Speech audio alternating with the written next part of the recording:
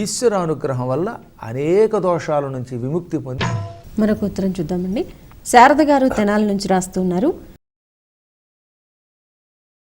మాఘమాసంలో శ్యామల నవరాత్రులు ఆచరించాలంటారు, అంటే ఏమిటి తెలియజేయగలరు? ఆశ్వినే మధుమాసే వా తపోమాసే శుచౌ తథా చతుర్షు నవరాత్రేషు విశేషాత్ ఫలదాయకం అని 4 మాసాల గురించి చెప్పారు. ఆశ్వీజ మాసం, చైత్రమాసం, ఆషాఢమాసం, మాఘమాసం. ఈ 4 మాసాలు చాలా గొప్పవి. ఈ 4 మాసాల్లో మాఘమాసంలో శుక్లపక్షములో పాడ్యమి మొదలుకొని నవమి వరకు వచ్చేటటువంటి ఈ 9 రాత్రులను శ్యామలా నవరాత్రులు అని పిలుస్తారు. ఆ కాలంలో అమ్మవారు శ్యామలాదేవి అనే పేరుతో తిరుగుతుంది. ఈ 4 నవరాత్రుల గురించి దేవీ భాగవత మహిమ మానస ఉత్తరాఖండంలో స్కాంద పురాణంలో చెప్పబడి ఉన్నది. ఏమని? ఆశ్వినే మధుమాసేవా తపోమాసే శుచౌ తథా చతుర్షు నవరాత్రేషు విశేషాత్ ఫలదాయకమని.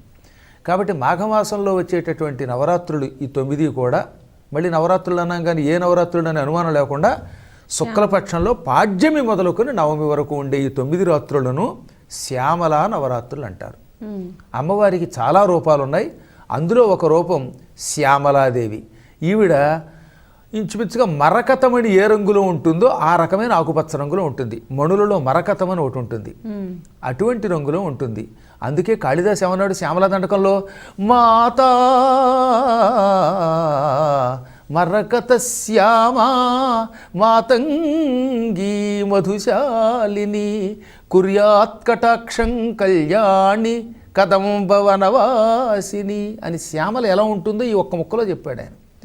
మహాభక్తుడు కనుక అంత అద్భుతంగా వర్ణించాడు. ఓ మాత మరకత శ్యామ అన్నాడు ఆయన. మరకతమణి వంటి రంగులో శ్యామల వర్ణంలో ఉండే నీకు నమస్కారము అని అమ్మని చాలా అద్భుతంగా వర్ణించాడు. అవన్నీ మనకు అక్కర్లే, ఇక్కడ ఆవిడ రంగు ఇలా ఉంటుందన్నమాట. కాబట్టి మన ఇంట్లో ఏం చేయాలి? శ్యామలా నవరాత్రుల్లో మాఘమాసంలో శుక్లపక్షంలో ప్రతిపత్తి నుంచి నవమి వరకు అమ్మవారు తిరిగే కాలం. ఆ అమ్మవారి పేరు శ్యామలాదేవి అని భావించి అమ్మవారిని ఆకుపచ్చ రంగులో ఉండేటటువంటి అమ్మవారి పటాలు దొరుకుతాయి. అటువంటి పటాన్ని పూజామందిరంలో పెట్టుకోండి, లేదా ఏదో ఒక అమ్మవారి యొక్క విగ్రహం పూజామందిరంలో పెట్టుకుని ఈ 9 రోజులు సూర్యోదయ సమయానికల్లా స్నానం పూర్తి చేసుకుని ఆ తర్వాత మంచి పొడి బట్టలు కట్టుకుని, మడి బట్టలు కట్టుకుని, వీలున్నంత వరకు శుచిగా ఉన్న వస్త్రాలు కట్టుకుని 9 రోజులు కుంకుమతో అమ్మని పూజించండి. ఈ 9 రోజులు పాయసాన్నాన్ని అమ్మవారికి నివేదన చేయండి. మన శక్తిని బట్టి కొంచెం పాయసం వండి అమ్మకి నైవేద్యం పెట్టి ఇది మనం తిని ఇతరులకు పెట్టాలి. అలా చేస్తే అమ్మ అనుగ్రహం వల్ల స్త్రీలకి పెళ్ళి కావలసిన వాళ్ళకి అవుతుంది, పురుషులకి పెళ్ళి కావలసిన వాళ్ళకి పెళ్ళి అవుతుంది. అప్పటికే పెళ్ళైన వాళ్ళకి ఐకమత్యం పెరుగుతుంది. వార్ధక్యంలో ఉన్నవాళ్ళు వైధవ్యాధులు పొందకుండా సుఖంగా కలిసి ఉంటారు.